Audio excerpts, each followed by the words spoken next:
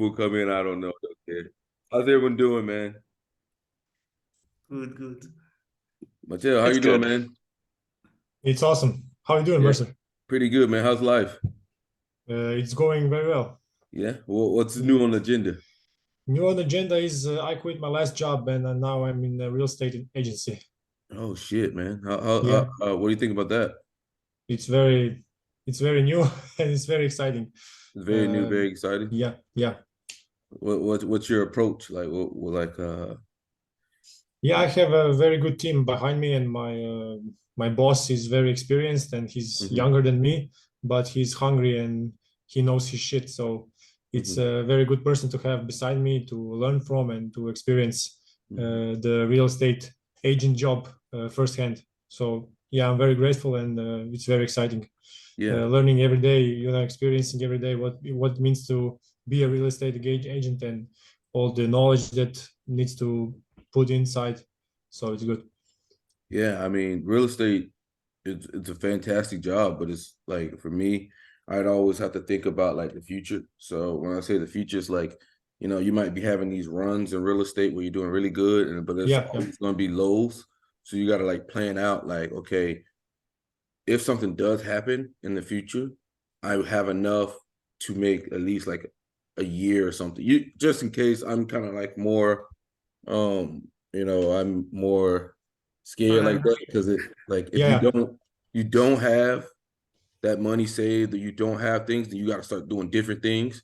And then when you start doing different things, then you may actually fuck yourself up or yeah, fuck yeah, yourself over. So that's kind of like how I do things with like stocks or anything or money wise. Like I always keep at least 6 months to a year bills. Like always. yeah, yeah, Just allows me to like sleep better at night. I don't know. for sure. Yeah, Like yeah. I have 2 months savings. So yeah. if in 2 months I don't sell anything, it's back to the old job. So So what drew you to real estate? uh, the opportunity. Job opportunity. Yeah, yeah, job opportunity, and I don't know, to experience the things that I never thought before. Before I was thinking like this is not important to me or this hmm information doesn't matter. But hmm now, as I'm getting older, this information is it's very relevant for all areas. hmm Just not just my life, but everybody's life around me. So Yeah. it's information that I want to know and want to be able to understand. hmm Yeah. I mean, real estate. The only thing about real estate is all the fucking laws and shit. You got to remember, like all the little tiny, Yeah, yeah, yeah. minute That's laws and exciting. shit. Like, Yeah, that's exciting. they probably have me in jail just for fucking breaking one of them. Like, damn, I forgot law 67 and 67 being I couldn't do this. Yeah, yeah. It's too much for Every day I'm trying to break one. Like you're in fucking jail. Yeah, yeah. Just trying to like pass around it, yo. Yeah. Yeah. Just trying to be the best, Yeah, Sometimes, I mean, to be the best, you got to break the rules. So, yeah, yeah. um, just, just don't want to get caught. Yeah, you're not guilty before you get caught, no? Yeah. No. Absolutely not. You're not guilty until you're caught, dude. Until you get caught, like I always tell my boy, until like the water is in the boat, nothing's happening. Yeah. Nothing's happening until there's water in the boat. Now there's water in the boat, that means, hey, somebody done warned you or something or dinged you. Because they gotta warn you first. Can't just Yeah, yeah. off writ you. So once I get the warning, then it's like shit. I got to figure out a different plan here or different attack. But I looked into real estate a couple years ago, and it's just man, it at first you gotta find like the right person to be your what is it? I forget what the term is, but he's basically like takes a percentage of your money, right? Yeah, yeah, the provision. Yeah, I forget exactly what the term is, but they take a certain We call it the agent, so it's an agent for real estate. yeah. So well, yeah. But I forget what the name is. But like the ultimate goal is probably to be one of those Yeah, yeah. because you get a lot of people underneath you, and then you take like a certain portion or something. I forget what my buddy's payout was. I think the guy he was actually pretty nice. He only took like 15%, and he gave him 85%, Yeah. something like that. But It's a nice gig, man. Especially if you can get it rolling. I think it's actually a perfect job for ENTJs. Yeah, yeah. Um, Very, very flexible, very much freedom.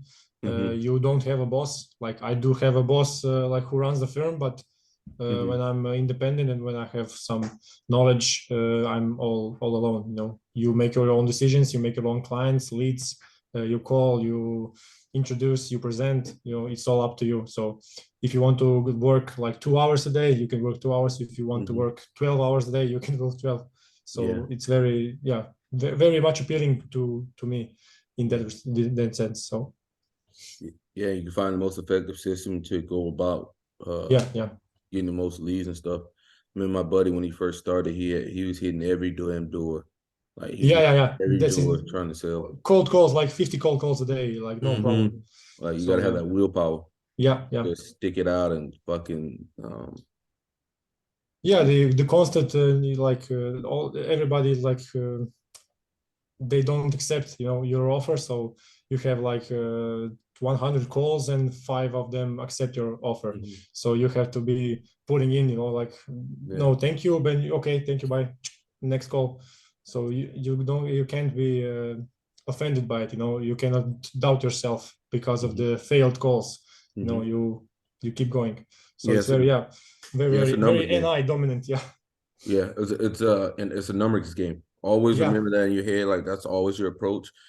And whenever you look at it, this is a numbers game. If I do 100 calls, I'm gonna get at least I think the fucking one 5%, person, yeah, five people. You know? 5% is, yeah, it's good. Yeah. So I Yeah. mean, yeah, but it sucks. It's like asking a girl out, asking 100 girls out. It's like freaking. By the time you're done, your fucking confidence is on the fucking ground. You're like, oh shit, you know. Yeah. But I mean, it pays good, man. It's good. It's good. It's good. And uh, the thing that I like about real estate is it allows you to meet powerful people.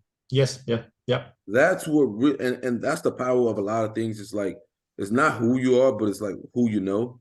And being a real estate agent, you meet like very important people. Yeah. And In person and yeah. the thing about people is like they like their friends and they like to help their friends, you know.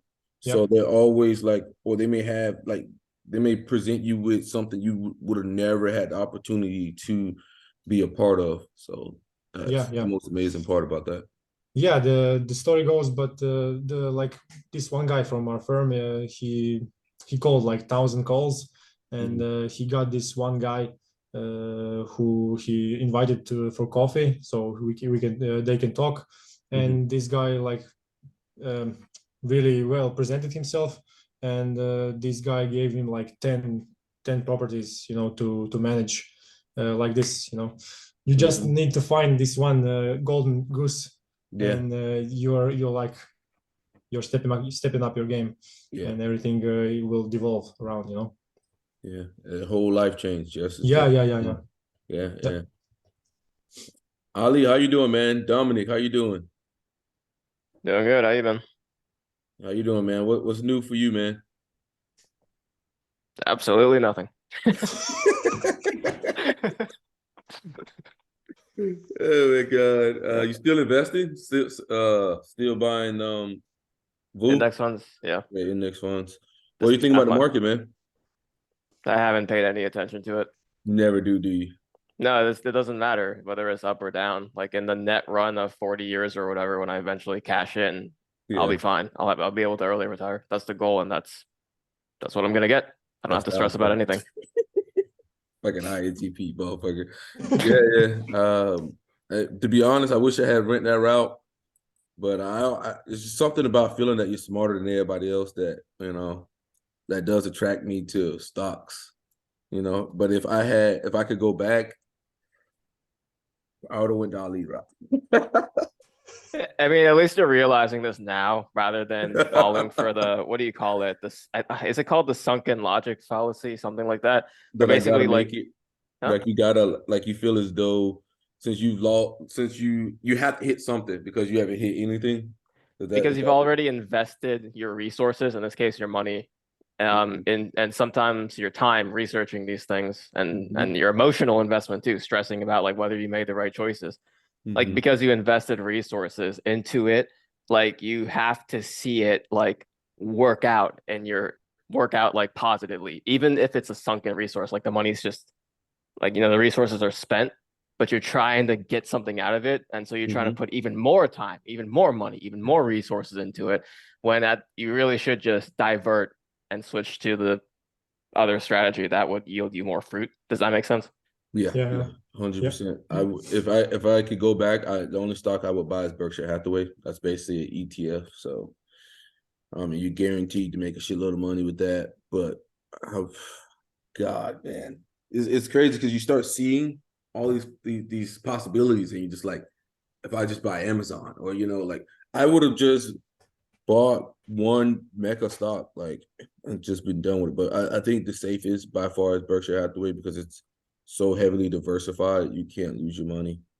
When you say diversified, is it like a portfolio of different companies? Yeah, he owns Yeah. railroads, fucking Denny's, Okay. Apple, Is Coke. there an expense ratio like attached to that? Like No, what? there's No. absolutely nothing. Yeah, that's why you should probably stop buying that and buy Berkshire Hathaway.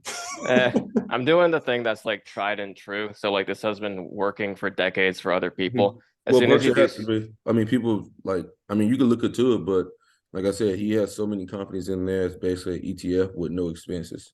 how many companies are in there? Because VTSAX is about, I think, 3,700. I don't think he had. Let me look it up because I don't want to sit here and lie to you. But he has a fucking fuck ton, dude. It's Berkshire Hathaway. It's Berk B or Berk A. If you have big money, Berk A, but Berk B is like the B. small one. Berk B. Okay. Let me see. I mean, I know he has Coke. He's had Coke for fucking eons. Railroads, fucking Danny. He just has everything that basically can't go out of business. Berkshire Hathaway. He has a whole bunch of shit that's basically Berkshire Hathaway stock. Out of curiosity, have you ever read the book Simple Path to Wealth, Mercer? I know you read a lot of books. Simple Seven. What is it? The Simple Path to Wealth. No, I have not. Okay, I'm gonna send you a link on Amazon to it. It's a pretty cheap book. It's Is, the template that I follow, is it basically. Jack Bogle? John Bogle? No, that's the guy who invented index funds, who Yeah. made index funds, and he Mhm. wrote what is it called? The Little Book of Common Sense Investing. The He's book big I'm on it. talking, and it argues the case of, hey, you should just buy index funds. Like he does the stats and stuff and shows you, hey, look at all these people who got college degrees who made it their career to beat the Mhm. stock market, and Oh yeah. No something one like ever beats it. 95 to, huh?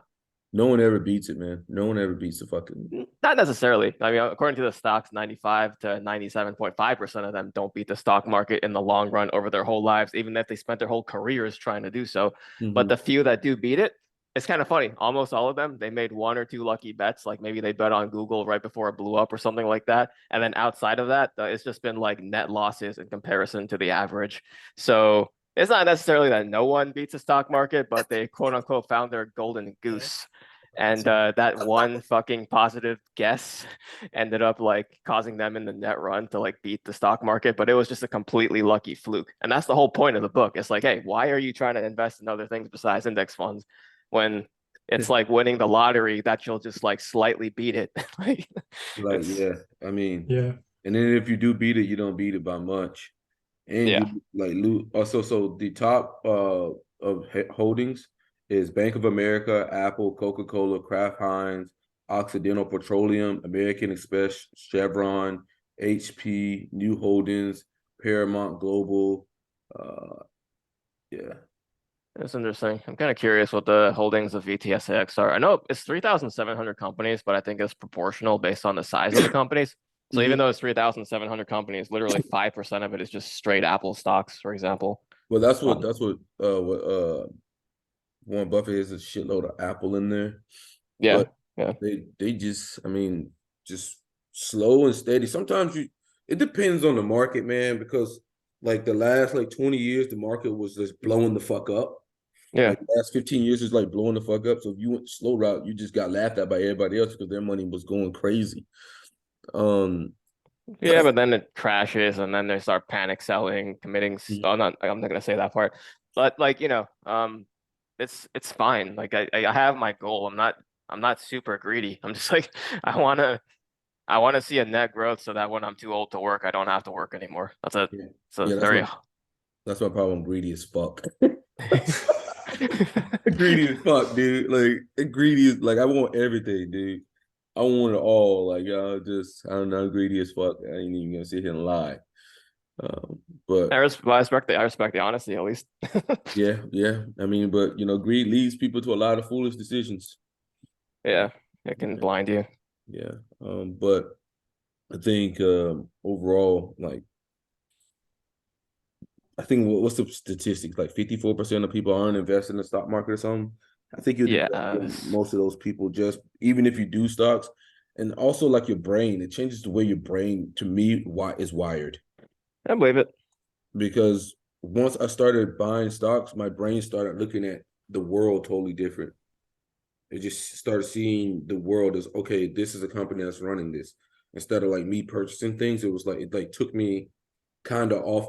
Like I feel like everyone's on a chessboard, but learning about stocks kind of puts you in a different mind. Like you're becoming part of the chess, you know? Like you're becoming part of the chessboard instead of like being like a pawn on the chessboard.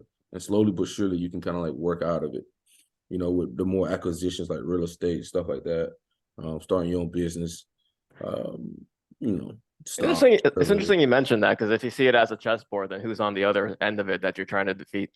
Who's on the other end? Who's on the other end of the chessboard that you're trying to defeat? I think it's the world, man. I think in general it's the world, right? Because if you are playing chess against and you're trying to make it, so it has to be the world. So I mean you're betting against everybody else. That's my idea. Could be Yeah. wrong. So in my opinion, makes it falls into the mentality that every dollar I have is $1 that someone else doesn't have, like a zero sum game, right? But Mm-hmm. I kind of, maybe our economy is structured like that, but I was kind of thinking how like if everyone has something valuable, a good or a service they can provide to other people, then Mm-hmm. everyone can benefit on the net. I forgot the damn example, but there was like an example of like, hey, if we have three people on an island and one person has a stick to fend off hostile enemies and someone has like a cooking pot or whatever. I forgot the damn example, but like it was an example showing that everyone has something to contribute and everyone Mm-hmm. ends up gaining instead of being a zero sum game where it's like for every dollar I make, someone else doesn't make a dollar. I mean, I think your approach is right, Ali. I think your approach is right. Um, Definitely. If you can, but I don't think a lot of people realize the things that they can monetize. What do you think is going to happen in the future when it comes to AI and the high difficulty to get jobs and stuff like that? What do you see for there? I want to preface and say that humans are absolutely terrible at predicting the future. So just by the fact that me even predicting this means it's probably not going to happen. So just want to throw that out there first. And if you were to just tell me what my, guess is, people thought when computers were coming out in the 1950s, 70s, whatever, that it was going to replace everyone's jobs. And it just didn't. It ended up being a tool that people could use and it ended up making their jobs easier and increasing people's productivity. Mm-hmm. I think there's potential for AI to do that, especially Mm-hmm. as it is right now. If it ever gets to the point, like in, in academia, they call it singularity, the point where AI reaches human level intelligence, like general human level intelligence. If Mm-hmm. that ever happens, I can see the potential for people just being straight up replaced entirely. And there's jobs that no longer exist. Like a lot of what is it? I think in in like sugarcane farms, there used to be like maybe 5 people working a certain task, but now it's just one person using a whole bunch of machinery Mm-hmm. to like do the work. So there's a lot of jobs that just no longer exist. Mm-hmm. I guess I do see the potential for massive amounts of people to yeah. Don't you kind of see that kind of like, like every time there is a human, I'm not a human, but an animal that goes extinct, there's another one that takes its place. Kind of like, don't you see that kind of like with the jobs the same way? Like every time there's a job like taken out, there's a new job replaced. Yeah, and yeah, yeah, I do think that. I'm also thinking that people are very adaptable, but if the way things are changing as rapidly as they are with like AI getting better and better at almost an exponential rate, I don't think people can adapt as fast as their jobs are going to be replaced. And in that case, I mean, I think we just need UBI, universal basic income, because I mean, like, I don't see any other way out of it, to be honest with you. I mean, Elon talked about it, and I think what he said was he don't think people will be running out of jobs in the next 10 to 15 years. I loosely remember it, so don't come after me too hard on it. But I think he said something about he don't think anything. He thinks jobs will still be there for people. I'm not coming after anyone for anything. No one can predict the future. What I said is probably not going to happen just by the virtue of the fact that I said it. Like, it's just like anyone's guess. Anyone's guess. Anybody else got any guesses what you think is going to happen in the future when it comes to AI? Any other guesses?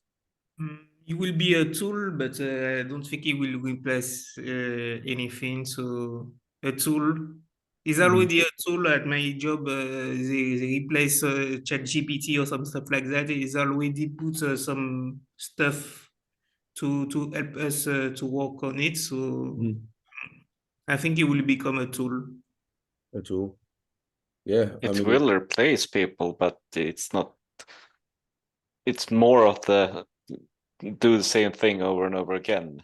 Like it's not like it will replace the person that needs to think of all the solutions more. It will be the up the productivity, like the computers did for now. It will move it much greater. And I think that for every one instinct job, there will come 10 new jobs. So it's the discrepancy. Like there is much more new jobs coming than there are old jobs extinct, like going to extinct. So this is the discrepancy. Dominic, you got anything? I guess. I mean, you're trying to just guess the future, or yeah. What do you think every day. I mean, I get that. I get that for sure. What do you think about the whole AI, like people jobs? It's all up to you. All right, with AI, I can possibly think of it as I'm thinking of, are you guys familiar with Marshall McLuhan? I highly recommend you guys read him. He's the one that gave the idea of the global village, predicting the internet, how like the world would become more, you can say, intimate due to rapid rates of acceleration of communication and interface between people. He posited his idea was like every new technology incorporates previous technology. So I would also say that even if the incorporation of previous technology may make certain jobs serve technology not so much obsolete and less central, there will come from that. There's so many ways to approach this. I guess I'm thinking economically, but I would suspect that we get potentially more, like there would be new jobs basically, because there'd be like new jobs for maintenance, new jobs for innovation, new jobs for I guess problems we couldn't predict that came up, or things like that. All these, because it's like every ladder we extend to heaven also extends a ladder to hell. So it's like there will always be like that. Yeah. So there'll always be like things to be done, and that keeps the progression going, and allows a cycle of life and death and expansion and all that stuff. That's what I think. Oh man, that's a pretty good answer. Leon, how are you doing? Pretty good. I hear from Dominic a lot of end talk right there. Sounds like end talk, intuition. Yeah, it's very niche-ish. Yeah. It's very INTJ. But Leon, what do you think about AI and what do you see the future? We've all been discussing it, and I mean, I know it's a big thing for you because I've seen your posts and everything. And, right. So. Well, my thoughts on it is that, like, in terms of if you think about technology in itself, there could be a lot of benefits. You do a lot of good things. The way it's being rolled out, it's just chaos, right? So, if you have all these companies, the way the CEO of Apple describes it as like this frenetic pace, right? If you think about anything you've done in your life that was frenetic, it doesn't turn out well. Whenever you make a decision in haste, you always mess up. So they're going to shoot themselves in the foot. So there's going to be a big, like, I think a big burst, like bubble burst. But the thing is, important thing when it comes to like Kami, your foundation has to be strong. It has to be a good foundation. So AI itself, neutral, right? But if you do it like with a good foundation first, then it's going to do well. But the foundation's just, it's not there. It's just, it's all chaos, house of cards stuff. So I'm not like, I think like maybe, and the thing is, it's going to be causing pretty soon a lot of social chaos. So I'm not, I mean, you just have to roll it out much better. Like, you think constraints are bad. It's actually not necessarily the case. You need a good balance between freedom and regulation piece. Think about like, you're more creative if you have constraints. So a lot of artists talk about like, hey, like when there's like specific constraints in place, I'm more creative, right? But if it's everything says whatever out there, blah, right? Like the meta stickers, right? It's just not gonna, it's the foundation's bad and they didn't play it out smart. So like take AI art, for example. Like right now, all what the companies did is they go all in taking art from the internet, right? And then the issue now is that so Adobe went into an opt-out kind of thing where they're saying now, like from now on, you're able to opt your artwork out of the system, right? But now not only Adobe is doing that, OpenAI is doing that, and that's like the main companies, right? So that's showing a trend, meaning that people are pushing back against it and they don't want to get in trouble. So now they have to opt out. The issue is they make the opt out very hard and convoluted. So if you Meta also makes the opt out very hard, convoluted. You have to, like, if you're an artist, you have to find every image that's posted on the internet of your work, whether it's you or somebody else posts it, and then you have to provide a description in order to opt out. Now the issue is that now now there's opt out. That means they're admitting that what they're doing is wrong, right? So meaning, how can there be like a magical point in time in which everything, all the art that was taken before was okay, and then there's a magical point in time in which now there's opt-out. So by making this decision, they're going to get screwed. People are going to question, like, then how come it's at this point in time that you could do the opt-out, right? And now what happens then they have to start from scratch. It's, so if they played out smart, they would have done it carefully. I think actually if you do it carefully, and kind of like, instead of just going all in and just doing whatever you can really fast to make a quick buck. It's good if you want to make a quick buck, but like on the long term, if you're not setting the foundation smart, like they could have played it smart. They shouldn't, like in chess game, you don't want to go out like all offensive, like all out really fast. So they're just eating up all the pieces. So it's like, it doesn't look good. It doesn't look like it's gonna survive, at least like for this stretch of time. So too much chaos. If you do it chaotically, people are going to push back and hate it, right? If you do it smart from the beginning, then people are going to be, okay, yeah, I see like how you're providing me benefit. You're not causing so much problems, so I'm going to go in. So I see the whole thing at some point. So. Yeah, but I think that in the first place, they thought that AI would benefit us more. They didn't actually understand that it would bring so much chaos. So yeah, it was. I think that it was in the best interest, but when it got out, it was like total chaos. Yeah, and I think that in this time we are not even aware of its full potential for what the scale of the chaos is. So let's sit back and enjoy the ride. This is just my thoughts. I would recommend that everyone should, get used to it, because I do believe it is the future. Yeah. And you don't want to be that person who like didn't start using it or working on it or getting used to it. You don't want to be that person in the future that's like has no experience with it at all. So you're so fucking far behind. Yeah. You don't want to be a boomer. Don't be a boomer. You want to if I can say anything, I'd say you kind of want to get on and start experimenting with it and getting used to it, because I believe in the future it's gonna be here. It's only gonna get better. I think it's only gonna get better. It's just gonna become a way of life. I mean, it is what it is. It gives opportunities that you could never do before. Like, let's say just chat GPT, like just the ability that it has to like answer things or whatnot. I mean, 5 years from now, imagine what that thing is gonna be. Like, yeah, like you got to get used to it now. So I just want anybody who's like kind of against it, like you're gonna make it to where your life is gonna be harder. Your job may be harder, you know.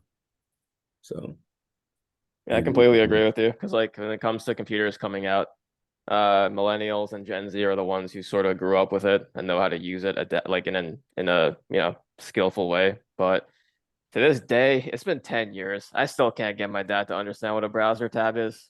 I don't want to be I don't want to be like that when it comes to AI in the future. So it's like, just keep up with it. And like it's hard because when it comes to ChatGPT, for example, like it can actually generate code. So there's skillful programmers who know how to use it in a way that they can spend less time and have ChatGPT automate a lot of their work. And I'm like, I should do that. And every time I do that, I'm kind of like that boomer who can't adapt to new technology, in a sense that I'm just like, I'm looking at the code it generates and I'm like, I have to rewrite all of this anyways. But that's not the right approach. The right approach is try to figure out what queries I got to give it to make it generate it correct eventually. And like, at least that's how I feel. That's what I think. I think that's how I can properly adapt. I think like whatever you're doing, like you gotta try to incorporate that. It's hard learning the new stuff, but you don't want to be like my dad who can't understand browser tabs. It's like that's the equivalent of what like you not knowing AI, like 20, 30 years into the future it's gonna look like, I think. Yeah, I definitely would say that. Go ahead, Dominic. At the same time, if the majority of us takes to these new technologies and learn it, and we lose touch with, you can say, more, I guess, basic technologies that we can fall back on in case of potential civilizational collapse, then we will basically have to start from scratch without, you get what I'm saying? So that's why I suggest, I personally think there should also be, even while we have these technological developments, there should be sort of like an atavism where you retain sort of like previous skills within the technology, but you're learning it with the current technology too. So you're able to like, you guys get what I'm saying? I get what you're saying. I get what you're saying, but yeah, I mean, you should always be aware of how to do things the normal way, but also learn the easy way as well. It's kind of like math, when they made calculators, it's like, oh shit, I don't need to do this math anymore, but you still need to learn math, just for the thinking purposes. Personally, that saved my life. I'm very lazy, so I use it a lot, like ChatGPT, like to do some VBA code, some programming stuff. This is the best. This is the best way for me to get the best result very fast. So I use it. Yeah, you're doing it correctly, which is just smarter than the way I'm doing it, where I'm writing it all out by hand when I could just learn how to properly use the tool. Copy and pasta and that's it. Huh? Copy and pasta and that's it. Oh, copy and paste. Yes. I'm still carving in my stone. Yeah, this big rock here. I'm just carving out my code. Well, you gotta think about, man, the future you want, man. You gotta think about the future you want. Unfortunately, like it's only gonna get better. It's here to stay. I mean, it is what it is. Yeah, I think so too. Incorporated in all jobs eventually. Like somebody in the hospital the other day, my coworker's like, Mercy, man, how long do you think it'd be before like the AI makes it to our job? I said, about 2 years. 2 years. I was about 2 years. He's like, yeah. He said, I was thinking about the same. I was like, yeah. Yeah. So, Vada, you got anything? Who? Vada. Oh. Vada, you there? Oh, good. She's not here. Hi. Yeah, I'm here. I'm here. No, not much to add. I actually have to run. I'm at work, so I just wanted to pop in and see what you guys were talking about, and yeah. Yeah, well, we talk about everything we want, anything that anyone wants to talk about. We were talking about AI because we just randomly got on that, and I think it's got its pluses, it's got its minuses, but unfortunately, that's the way the spear is being thrown. So Mm. it's kind of like get with it, Yeah. or your life's gonna be shit. I don't know what to tell you. Yeah. Oh, yeah. 100%. 100%. It's definitely made my life easier in many ways. It helped me out with my exams, which I shouldn't be admitting to, but What'd you do? anyway. Copy, paste. No, it helped me study. It helped me study. I'm sitting there and I'm going through all of these prerequisites, and instead of going out and researching it and Googling it, I'm sitting there chatting to ChatGPT, just having fun with it. You might want to be careful with that. Have you heard of the lawyer who recently got into a lot of trouble? No. Long story short, this is a lawyer who had, I think, 20 or 30 years of experience, forgot exactly how much, but he went ahead and just asked ChatGPT to give him a whole bunch of details about like a bunch of court cases related to a court case that he would have to be working on. And he literally asked, "Hey, ChatGPT, is this made up?" ChatGPT said no. ChatGPT made up everything. Every single court case, all the details of it, it was all made up. And if you're a lawyer and you submit this stuff to a judge and it's fabricated, you get in a lot of trouble. And that's what happened. Yeah. The judge just started verified, like, cross-checking it. Everything was made up, and that's how this was found out. So don't necessarily assume that what ChatGPT is saying is factually correct, because it has been proven to sometimes not be. Yeah. Yeah. Thank you for that. I did pick up on some of that as well. I was playing around with it, talking about MBTI and the theory, and there were a few times where I noticed it would switch the functions around. So I do take it with a grain of salt. If something doesn't make sense, I will follow it up. But in general, I found it quite helpful and quite fun to play with. Well, if it's messing up about the MBTI, it's probably my fault, because occasionally in my videos I get things flipped and mixed up with the functions and the letters. So maybe it's like just taking some of my material and like and just like messing up. Gotcha. All right. Well, yeah, anyway, thank you for the chat, guys. I do have to run. I am at work, so it was nice seeing you all. No, enjoy yourself. Later. Thanks. Bye. Bye. Have a great day. Bye. Bye. So we got real estate, we got free talk about stocks. Anything any guys want to talk about? Leon? But don't we usually go around talking about goal stuff? Yeah. Let's start out. Leon, you go.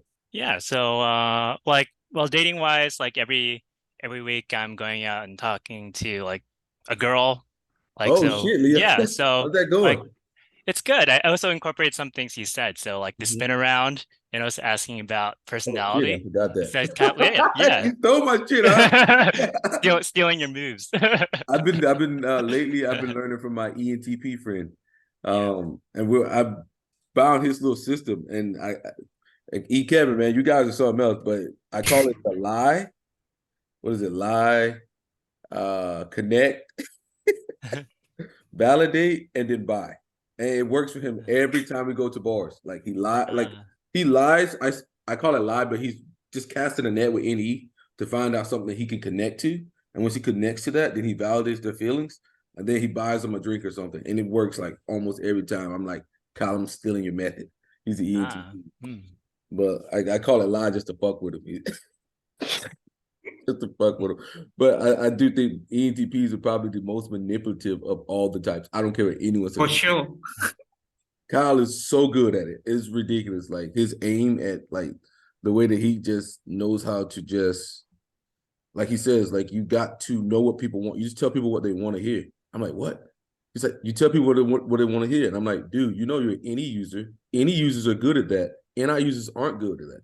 Yeah. Like me trying to figure out what people want to hear is kind of like, it's like some like static kind of like, but for him, he does it all the time, and he does it very, very good.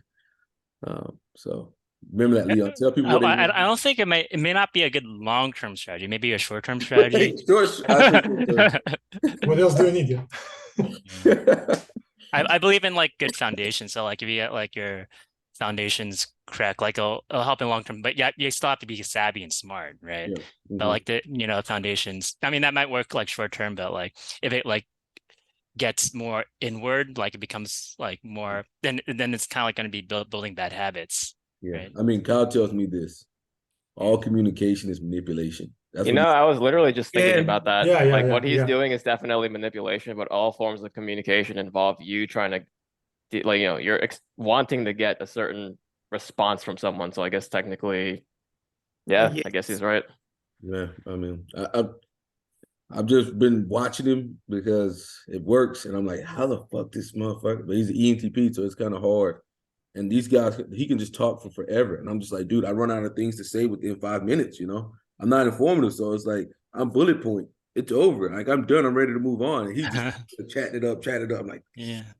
But one thing I would say is like, you know, that argument is a bit of a slippery slip argument because yeah, you could say like there's always a degree of manipulation, but it's always like there's different degrees of it. So meaning like that's the thing is like if we say like, you know, all forms of communication is manipulation, then some people are gonna legitimize taking that to an extreme, right? But of course, you know, I imagine like it is important to be like smart and savvy. It can't be just like, you know that silly advice of just, you know, they give that piece of advice that is not as useful as just to be yourself, which has truth to it. Like there's a real truth to that. But if you're only saying that and you're not like adding anything beyond that, it's just kind of like you're not helping people.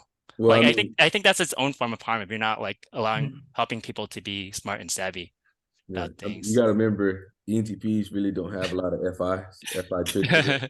Yeah. So it's like I wish I could be like more, because I could kind of think about ways to use the expert intuition to be kind of like control people, to manipulate, but then the FI gets in the way. It's like shit.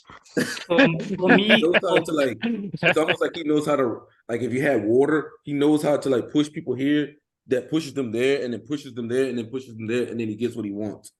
He gets what he wants, but it makes him feel as though they got what they want, which is genius, because when people decide to make a decision and it's something they wanted, they don't give a damn what happens with the decision because they made that decision. But if you make the decision for them, well, there's a truth. Like when I tap into the extra intuition, like it's helpful. It's like good to balance the FI with it. Like for instance, I went to a speed dating event, right? And so you take turns talking with the different girls, and then the first time I did it, there's some girls that, you know, I just didn't really like. They weren't that interesting, so I just sat there, right? You sat there? Yeah, I just like sat there. I was like, yeah, I was just like nodding my head, right? And then, but then, when it came to the, you know, you making choices, all the ones where I just like sat and listened, they chose me, right? But unfortunately, they weren't the ones I wanted. So the next time I did the speed dating, I just sat and listened, right? And I got the ones I wanted too. Oh shit! Damn, yeah. Leon. But the issue is like, you know, but then when I meet them another time, it's like, you know, I don't want to put up with, you know, the person who's just, you know, talking, right? But because I work as a therapist, I have a sense of, I know how to like really deep dive into a person and really like understand them, and people like that. But I don't want to have like a one-sided relationship. So there's definitely like benefit to that skill, though. Just let you know. I mean, you got that Jesus orb, man. INFP got that Jesus orb. You should write a book. For sure. The best form of manipulation for me is silence. With that, you can accomplish everything that you want with silence. Silence is powerful. Silence. Yes. So sorry for my accent. My accent is shit. Oh, you're good, man. You're good. We're picking up on it. We get it. Yeah, silence. Yeah, so sorry. But the best form of manipulation for me is silence. With silence, you can move people or you can get extra information or stuff like that. For me, silence is very powerful. Silence, whether it is in dating, in meeting, or whatever, silence is the best. The best. But if you run into someone like me who's just gonna let the awkward silence drag on without saying a goddamn thing. You're I mean, introverted. I mean, you have to balance it. I mean, but Gotcha. I Alright. just it's kind of crazy how any works, man, because like it just always finds something. It literally always just finds something. It's amazing. I've been just watching because I would hang out with Kyle every weekend, like with Thursday, Friday, Saturday. We're always out and shit and just doing things. And I just sit back and I'm just like watching this motherfucker. And I'm like, that shit's overpowered. And he's overpowered. It really is. I'm like, what the hell? Yeah, You they know? don't go straight ahead, they go around. And he even gets on me about like when I go talk to a woman, he's like, bro, your eyes come out. He's like, your inner eyes, like, because I've been teaching him everything. He's like, bro, your eyes come out, and it's almost like you're a psychopath. Like you look at him, and it's like you want something, and he's like, your body language like kind of goes tight, and like you cut off their exit and stuff like that. And I'm like, fuck.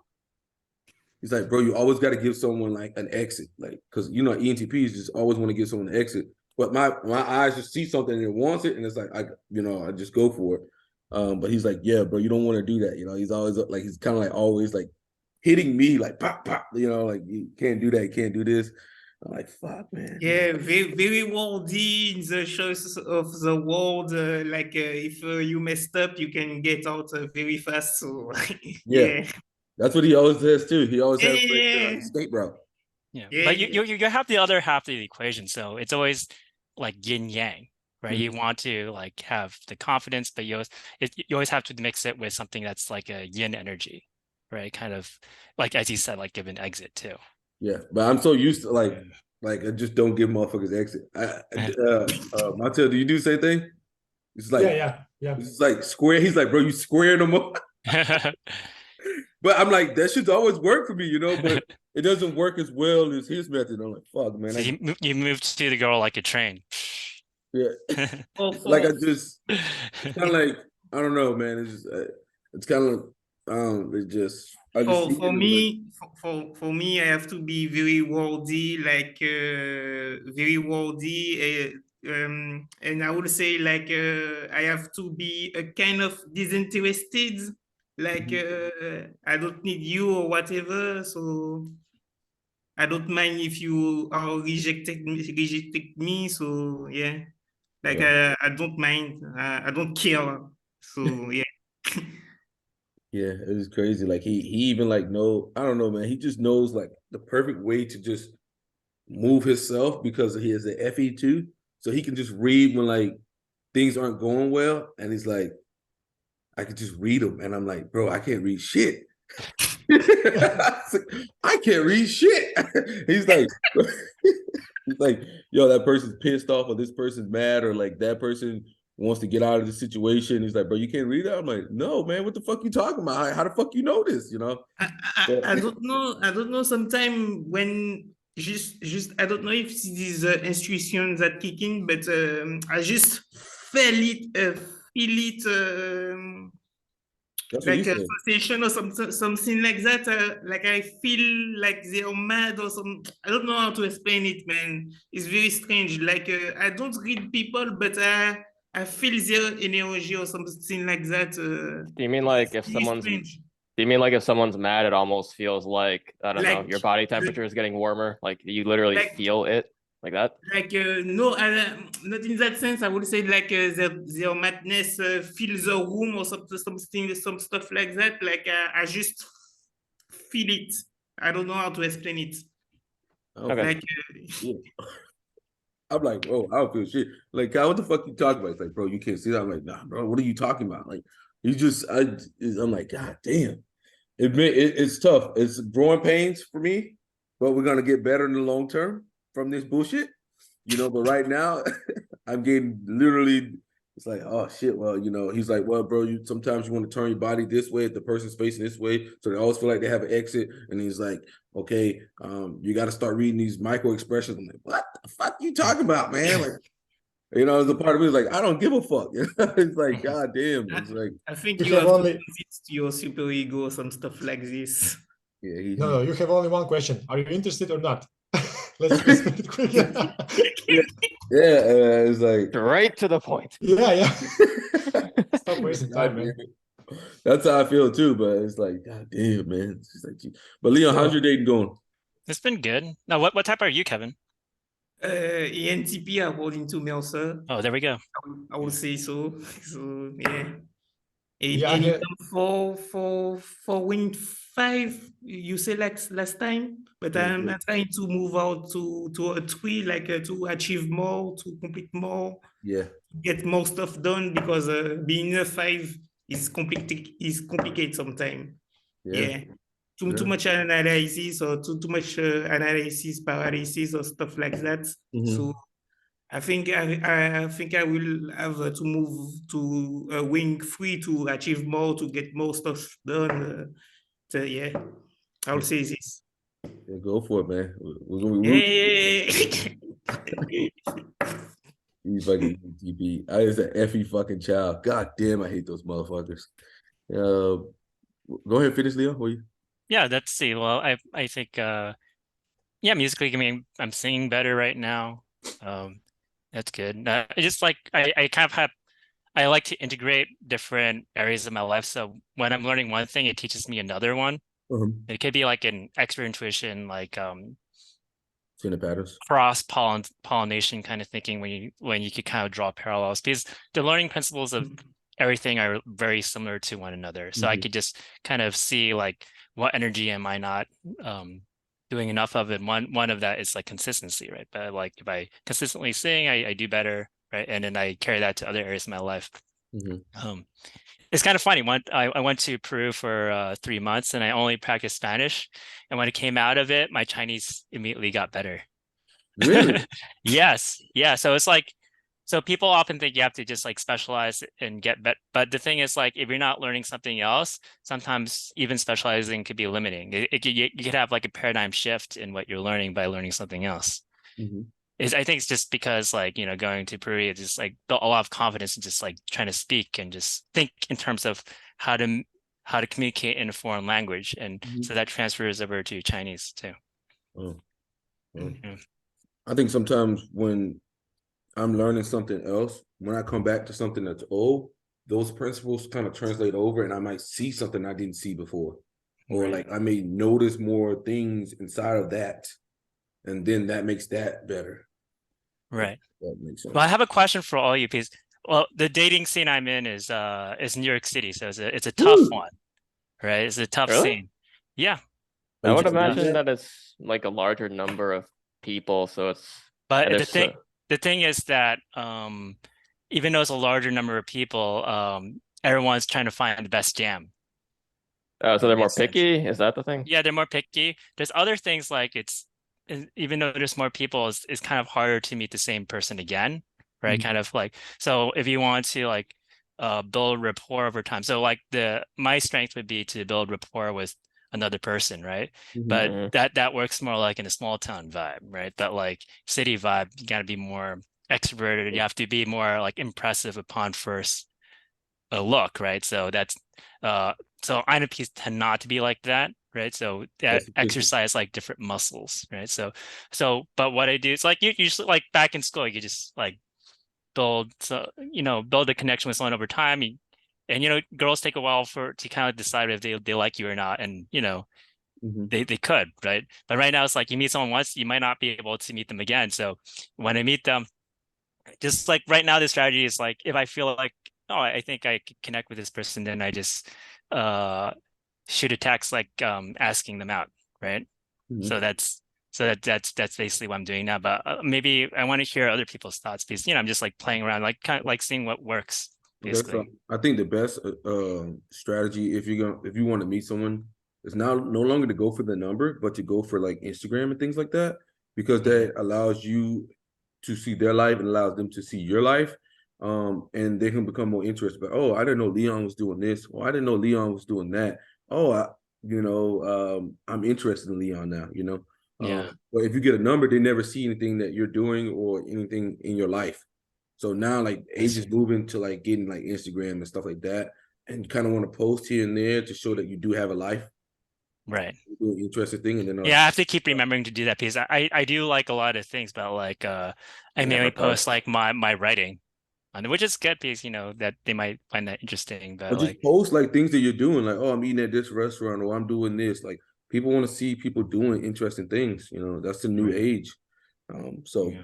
I would definitely start up in the game. And then when it comes to like style and dressing, just buy nice things.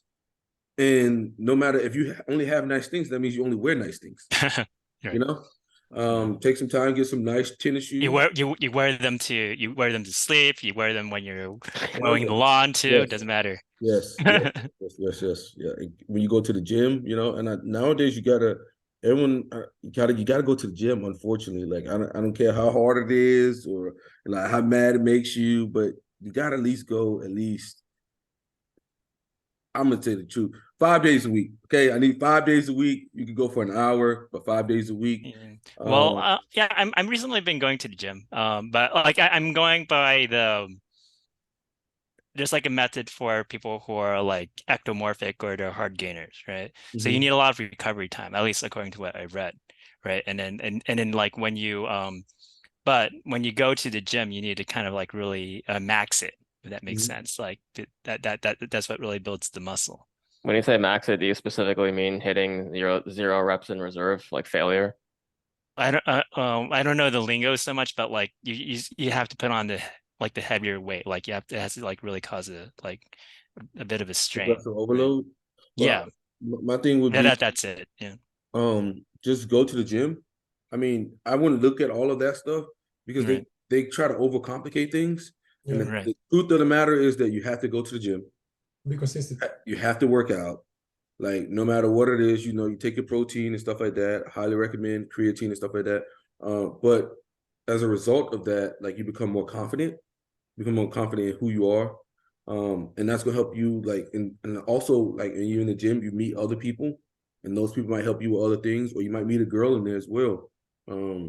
But nowadays, gym is very important. We live in a gym culture nowadays. Like 5-10 years ago, you didn't have to worry about that, but now it's like even getting bigger and bigger. I want to add something to that, which is you should. I mean, I agree with everything except in terms of like just going to the gym. I did that, right? And I just kept fucking injuring myself. I think you have to look up like proper strategies of how to program an exercise routine, like so the thing I mentioned earlier with like reps in reserve, that's going and using lingo from this dude named Mike Israetel. You might know of him, Mercer. Maybe not. No. Maybe you do. Maybe you don't. Probably heard of him, but I don't know his name. I don't try to commit names to memory. Okay, but he's this guy who's got a PhD in exercise science, and he actually just publishes everything that he knows about like building muscle, like hypertrophy, for free. And you might go ahead and plan out like 4 to 6 week periods where one of those weeks is a deload week at the very end, but all of those previous weeks you're actually not working out until failure. Like I'm on a 6-week cycle right now. We're on week 1. I'm working out until I have 3 reps in reserve. The next week is going to be 2 reps in reserve, which means like progressive overload. Well, progressive overload is adding more weight over time. No, it can be in the reps in reserve also. It's multiple levels of progressive overload. Well, Well, this is all really interesting. I do feel like Mercer had more to say in terms of dating advice. So there's more things I want to hear. Sure. All right. I'll cut off the gym talk. Priorities. So, I mean, you also want to take care of your style. Style is very important. People judge you very quickly off of your style and the things that you like have on. It's crazy. And I tell everyone the same thing. You don't get nothing for not playing the game because everybody else is playing the game. So you might as well play it and manipulate it to your standards, So always have nice shoes, nice clothes, nice shirts, stuff like that. That's gonna be a big part of it. And also understand how to communicate with people. You already understand how to communicate with people, Leon, because you INFP, you know how to listen to people, you know how to do that. So the only thing you need to really do is like lift and increase your style, and dude, you'll be killing it. Great. Awesome. Right. You'll be killing it. Anybody else got anything they want to say about that? Dating? Wear cologne. Huh? According to Laris, your brother, wear cologne. Yeah. Oh, yeah. I always say cologne. I thought you said work alone. I was like, I also heard that. I work alone. How did I forget that? How the fuck did I forget that? Cologne. Yeah, get cologne. And I guess you didn't mention this, but I guess it's kind of obvious. Like, have a good hairstyle. Yeah. Well. Yeah, if And you also can, try date naps, man. Try date. Do you try date naps, Leon? Oh no, I don't. I like to do it in person. God damn it, Leon, you're limiting yourself. It's a new day and era, bro. Get out of the past. Yeah, I want to like increase my bravery. So that's. I Well, also I mean, feel like it's like another thing that's on a screen. So I mean, but, I'm going out every weekend. So. yeah, but think about it this way. Let's say you get on a date nap, you try it out, you get a match or something, you go to a coffee date, you get to work on your people skills. You know, I don't ever advertise like going like very expensive when it comes to dating, but like coffee, ice cream. My friends used to make fun of me because they used to take every girl to ice cream, every fucking girl to Costa. They used to call it like Costa. I was like, I just take every girl to Costa. It's like maybe cost me $15 or something, but you don't spend that much money. You get to meet them, and then after that, like you can actually go the route that you want to go. Which my favorite next move would probably be wine night. Wine night has always been good. Maybe you like cook some dinner or something, but it always works pretty well. And then you can, like I said, You said like a wine night? wine night. It works well. It works well. I don't even understand that. It's like, hey, let's go and drink wine at my place. Is that wine night? Is that Yeah, all it is? that's exactly what it is, Ali. Okay. Jeez, there, What buddy. if step what up if- your game, Ali. what if you don't drink any alcohol? If you don't drink alcohol, start to drink alcohol. What's the next? Well, wine. well, maybe What's the maybe next? wine. maybe you already heard about this, but there's like this interesting study that so they had like I'm trying to remember it clearly, but like there's a girl on one side of the bridge, and the guy has and the guy has to travel across the bridge or something like that, and then like, but if there's the adrenaline going, the guy would be like more excited or more interested. So like if you do something that's exciting or adventurous, like kind of gets the dopamine going, and it's like, and then like, yeah, there's more attraction. There's a study where they're talking about like roller coasters and shit like that, and like they got off and they asked the guys how did they rate their attraction to the person. It was a lot higher, or they did something dangerous or something like that. But like I said, hey, I used the wine night. Hey, Ali, if you don't do that, then you tell them you're gonna have like this. You're gonna cook steak or some shit, something like that. Like, and okay, I'll cook something. Yeah, all right. But you have to remember to do the wine after the bungee jumping, or else you'll be throwing up. I just like for me, it's the first date or whatever. I just go out and I'll meet them somewhere, and I like to go out and drink, so I'll meet them out for drinks or something, or I'll do like ice cream night, and then the next time it's like wine night, you know, and it usually goes well. If wine night does not go well, cut your fucking shit there. Cut your fucking shit there, okay? Just cut that shit and move on to the next one. And keep doing the same thing. It works. I've never like it works. Works. Wine night. Wine night always works, man. If she doesn't drink alcohol, water night. Hey, Kevin, listen to me. I don't even like ice cream. I'm lactose intolerant. I used to fucking go on ice cream dates and I come home and give Christian the fucking ice cream. Every fucking time. I don't even fucking like ice cream. That's determination right there. Just the system, man. Doesn't Cold Stones have a vegan option now? So if you're lactose intolerant, you could just have that. Oh, I didn't even know that. See, look at it, provide me options here. Fucking any user. That's what I heard from someone. Let me make sure of this. Make sure I'm not talking out my ass right now.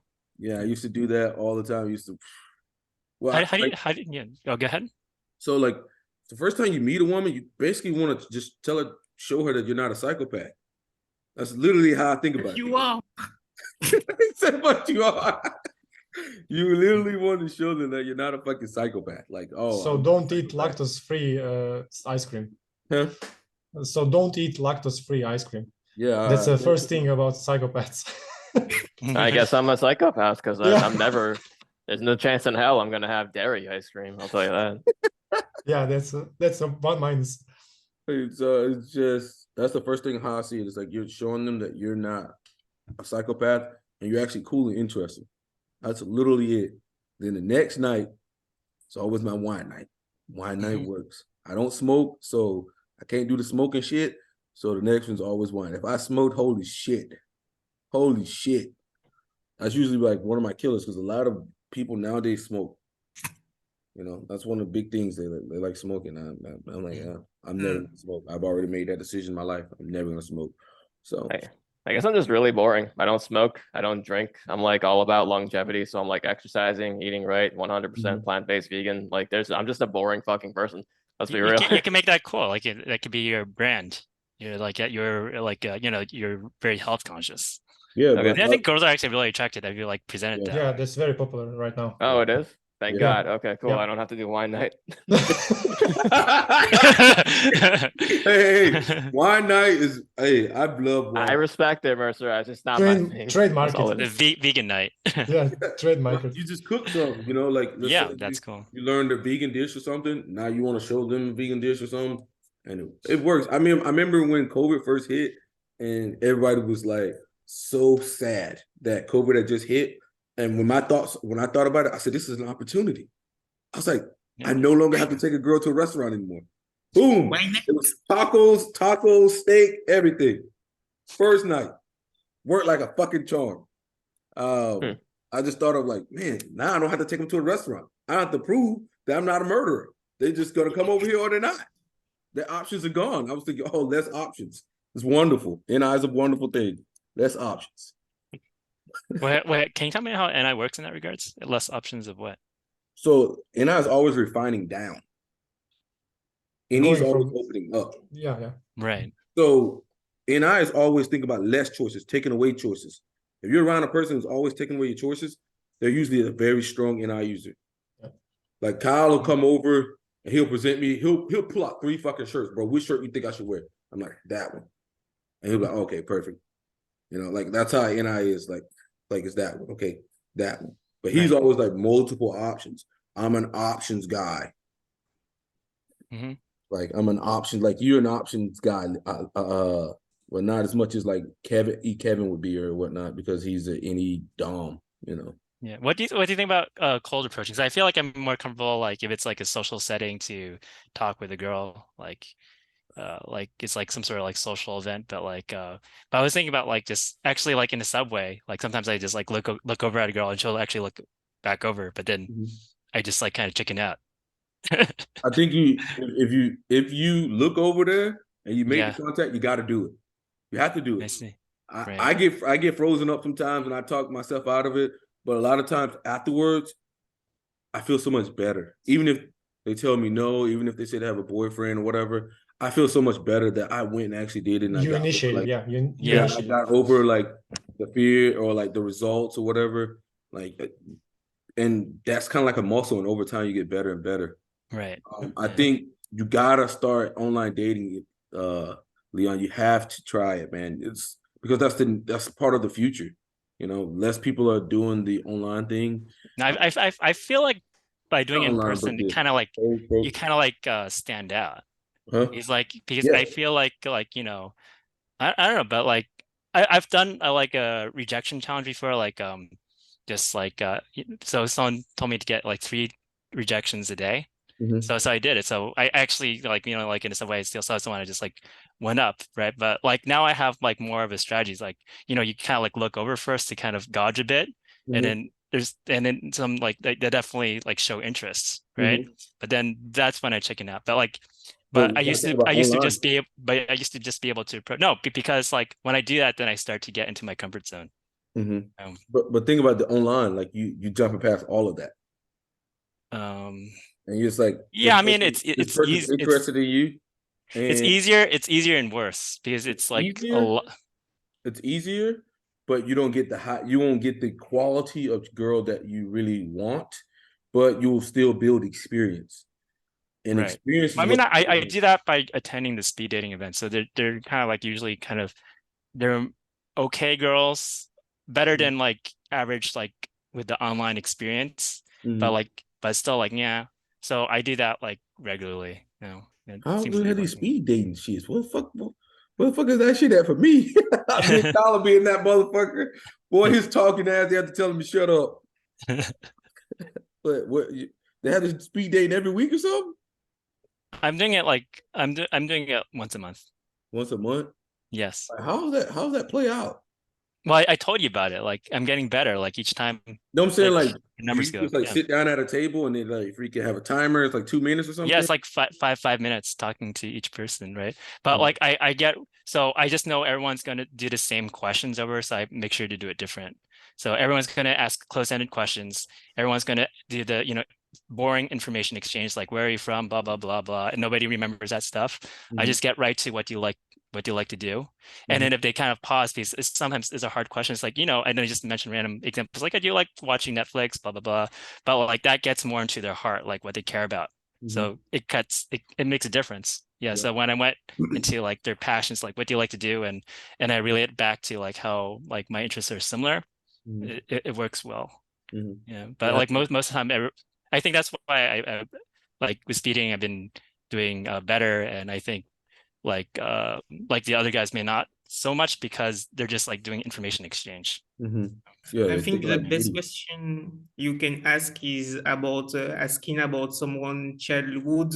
Like they will really open up about it, and you will see the person, and they will communicate. They will get deep into the deep stuff when you ask this kind of question. Ask them about their childhood, some stuff like that. What can you say that? What He said ask about what? childhood. Childhood. Yeah. That's what he said. Oh, Okay. childhood. Interesting. Yeah. Yeah, it's kind of like a Mercer question, because it's like kind of like it's about like analyzing them a bit. No, but you have to. I don't know, but you have to. I don't know how to explain it, but I don't even know how I do it, but just to communicate with them and ask them question. I don't know how I do it, but I managed to get to this point, and they will really open up about it. Yeah, I think that makes sense. I think Yeah. I think ENTPs are probably the best. What I've seen, I think ENTPs are probably the best when it comes to creating a strategy for dating or not. Oh, you're talking about How I Met Your Mother, Barney. I'm He's just saying in general, the theorist. I mean, he's like an ENTP, right? So he has my like all brother's these really good. My brother's really good. Kyle's really good. I don't think I've met even my friend Steffi. He's ENTP. He's fucking really good. Like, I don't think I've seen a fucking ENTP that was like really bad. I'm just laughing right now because Kevin, I guess you're ENTP. Is that your type? Yeah. Okay. But it's just funny to me how like you're like, I don't even know how I do it, but I just start communicating with them and get really deep. You're like, you're not sure how you do it, but you get them to put down their walls, which is like really fucking hard. But you're like, I don't know how I do it. I just do it. It's cracking me up. Well, I think it's because I I've really seen don't Kyle. know. I don't know how to explain it. I've seen Kyle, and what he does is he talks enough till he finds something to connect with them with. And once he connects with them with that, his FE comes in, and then he goes with that, and he starts building, like, so he like validates their feelings and stuff like that, makes them feel good about it, and then it just keeps going from there, and he gets closer and closer and closer. And then that person is completely open up to him. For somebody like myself, I ain't trying to fucking throw like this net out there and find something that you connect with. And then, like, I'm not thinking about something like that. Unless you have like a common interest with me, then it's kind of like lost cause. Yeah. And Yeah, he's it's told me like to my face. He's told me to her face. He said, if the girl don't tell you she wants to fuck you right now, it's usually falling. Because, they can kind of see, ENTPs, they could just see like other like patterns and shit. They just see patterns like, oh, this pattern. And you're like, bro, this girl's giving you the greenest of the greenest light. And I'm like, God, what the fuck you talking? I mean, for I don't know how to explain it, but if I have to explain it, like that you have a kind of inner world or something like that. You have to get to their world, like to know their passion, to know what they like. Like you have to get to their inner world or some stuff like that. So I don't know how to explain it, but that's the best answer that I have for. Right. No, that's good. That's good. I think it's useful. Yeah, and I'm good. I'm good with that. Like getting to other people's world. The other thing I've been like an INFP thing is to kind of like talk about my world, right? So I learn about things like if you want to like sound more interesting, you could always preface things by saying, oh, this is really interesting, or this is a good story, right? Mhm. And then there's a hook, right? So you start with a hook and then take off. So I'm still learning that skill, but I'm getting better at it. I used to always come up with like a system. Like I would just get in something or like be in a certain environment and I'll have a what I want, and then slowly but surely I'll just shrink down till I find a system that works. And it works every time. Like say like I'll see Kyle. Kyle will be doing something. I'm like, oh fuck. I don't like that he's doing this better than me. I don't like anyone doing anything better than me. So I'm like, start studying it. And then when I start studying, I start seeing the system. When I start seeing the system, I got it. And once I get that, it's over. But I think that's the number one thing is you got to put yourself in the environment. Like if you want to do dating more, you got to put yourself in the dating environment. It doesn't matter if it's online. I think you should do both because now you got double the results. You know, you got online and plus you got like in field. So you get double the results. So like, you know, you got more opportunity. You never want to cut off your opportunities. I think that's what you're doing by not doing the online. I mean, and another thing is like if my brain is thinking if I'm doing speed dating, right?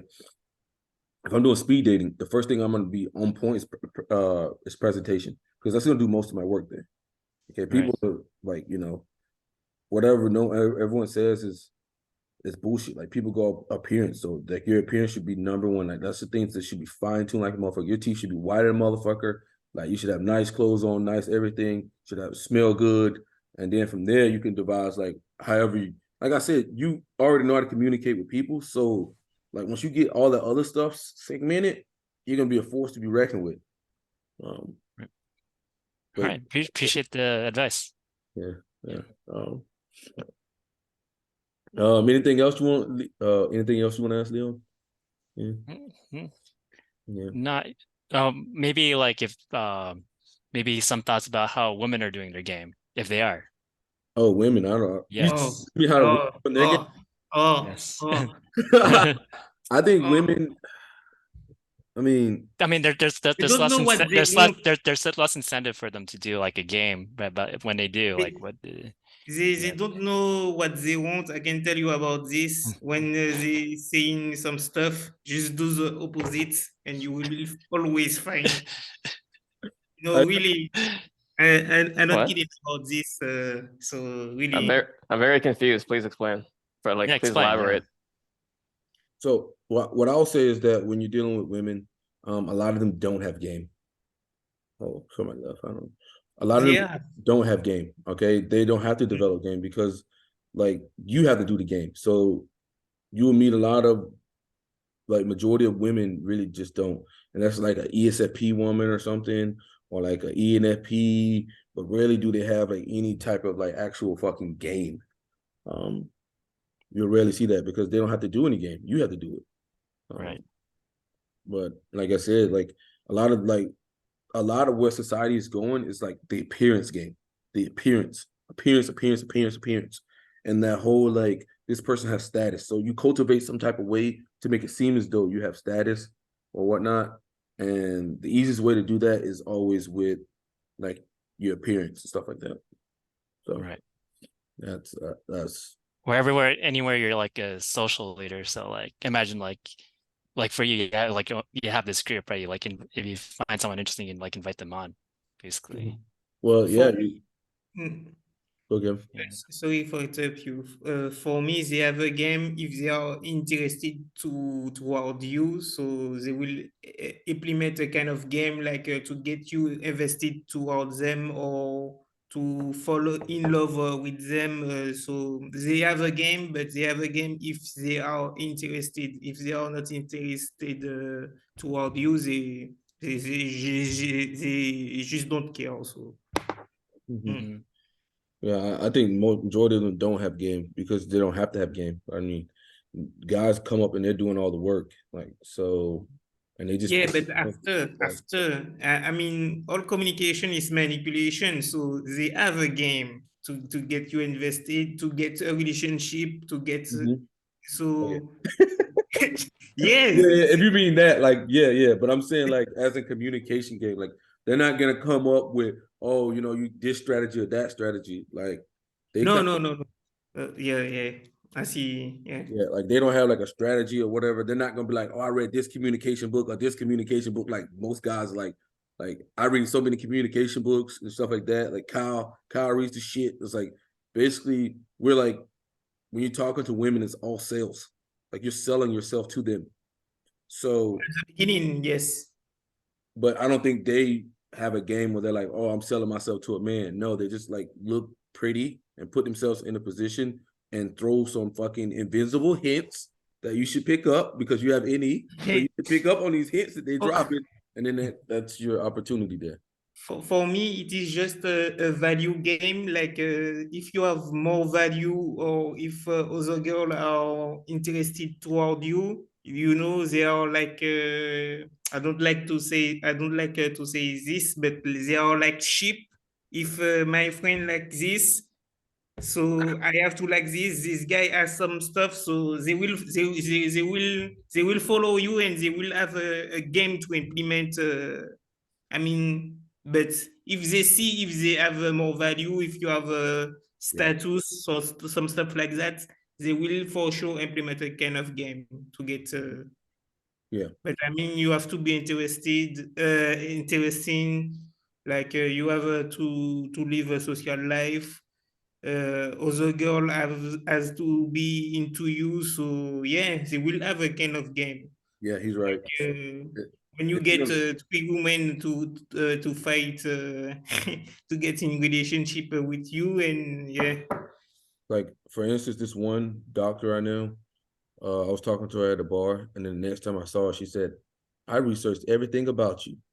I said, "Oh fuck," that made me insecure immediately. I'm like, "Oh shit," you know, I don't really like nobody like looking me up or anything. But like, yeah, if they do find you interesting, they will start like coming up with like a game plan that they want to do. She's like, I looked up everything. She's like, I looked at your job, all this other shit. I'm like, these. She offer you a wine night after. I'm still working on that, you Kevin. But I was like, holy shit! Like, kind of scared me, you know, because I don't really like I like to present an image, but that's not really who I am, you know. Like, so I'll sell an image. You sell an image, but that's not really who you are. It's kind of like an alter ego.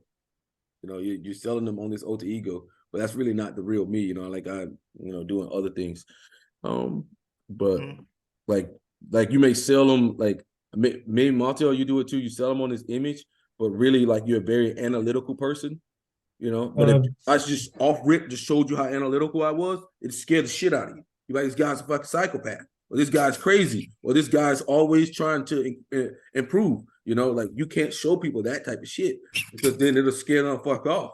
So you gotta, you show this other image, like, oh, he's this party boy, all this other shit. You know, we portray this different image.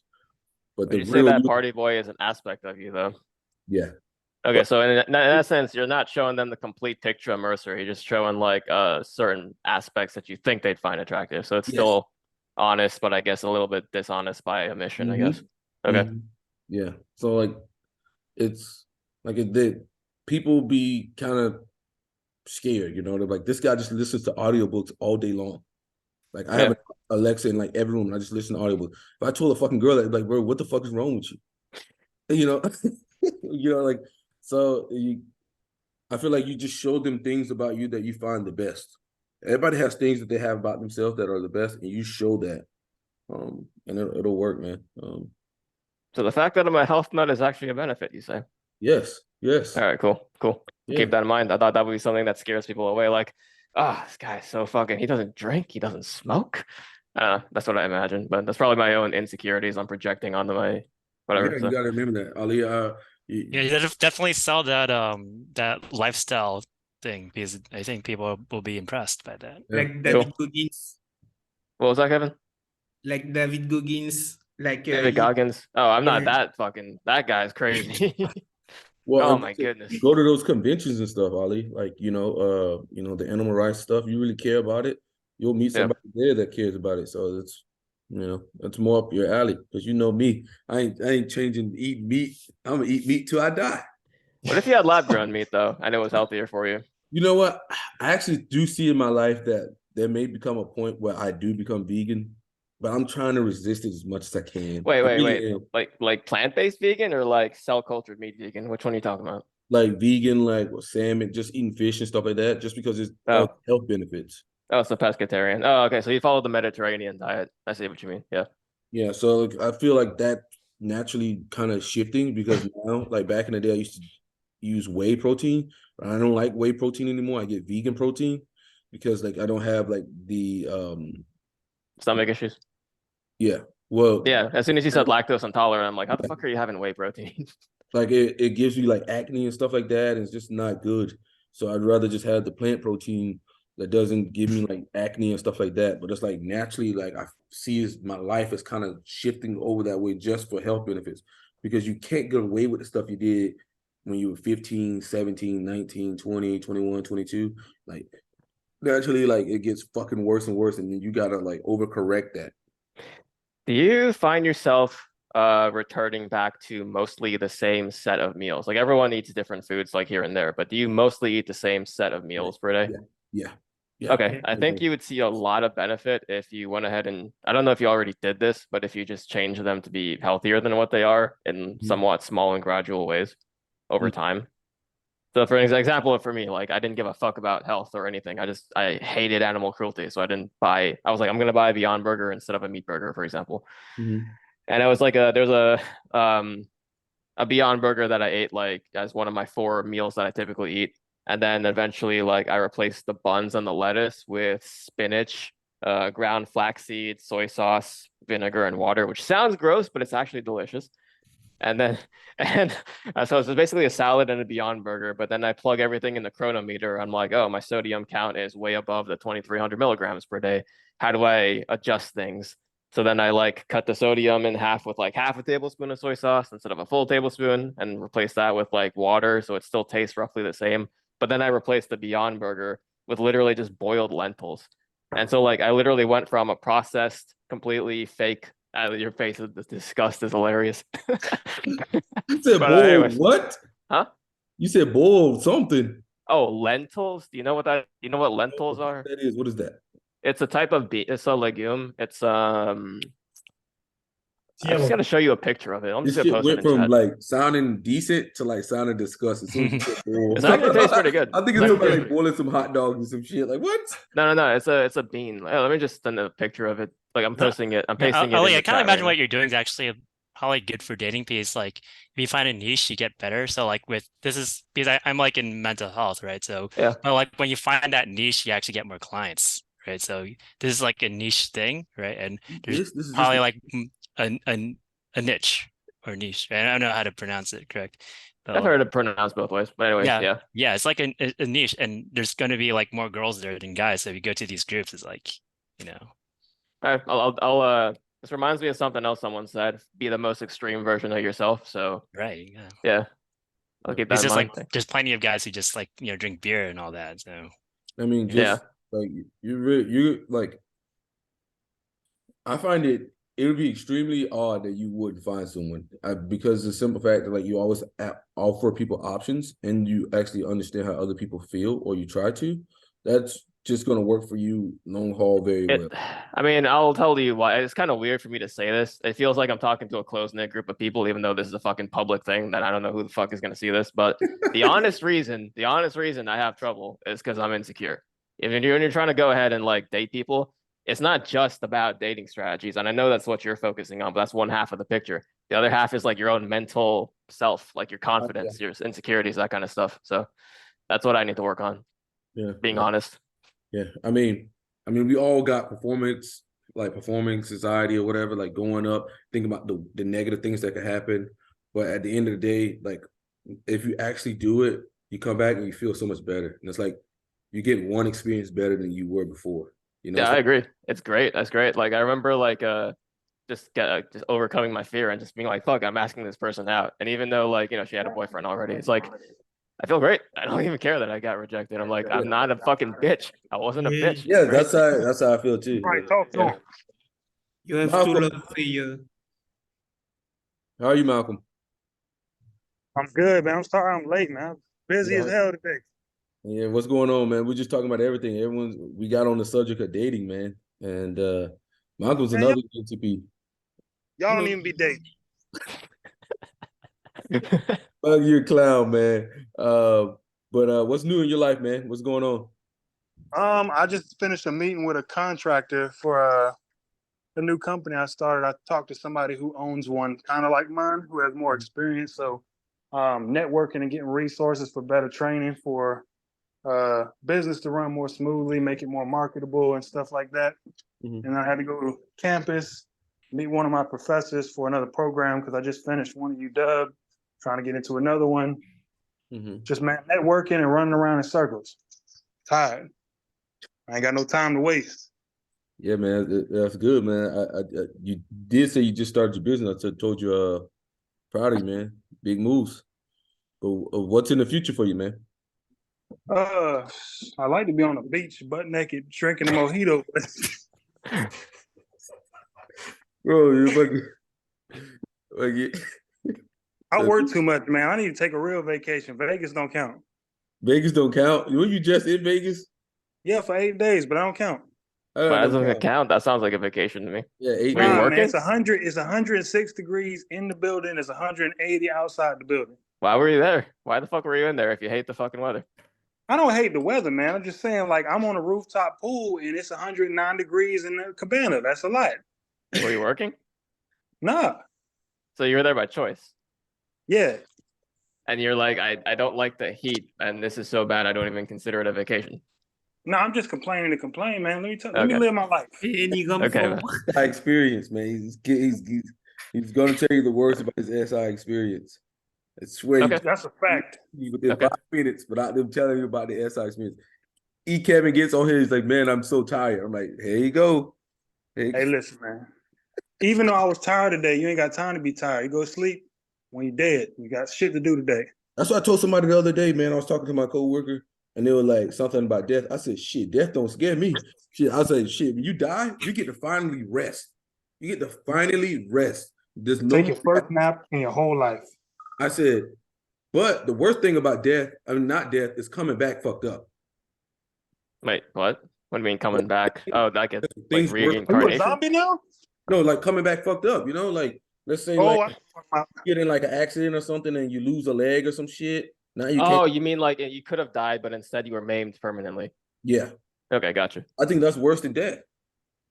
Or like if I had a choice, I would rather be maimed. I'll be honest with you. Really?